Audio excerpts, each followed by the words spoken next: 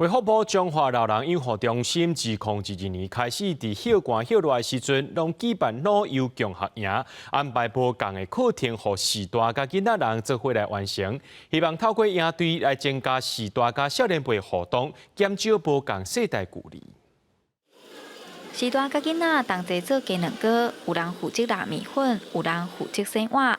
卫福部中华老人养护中心2022年开始，便拿休寒休热拢会举办老幼共学营，安排无同的课程，予时大甲囡仔人做伙完成。寒假、暑假拢来参加，安尼，阮真欢喜。即摆囡仔真活泼，感觉大家安尼斗阵吼，咱的心情也真好。虽然他们手脚或是坐轮椅，然后行动不太方便，但是他们还是很认真的去完成每一件事情，这是我觉得很值得学习的特色。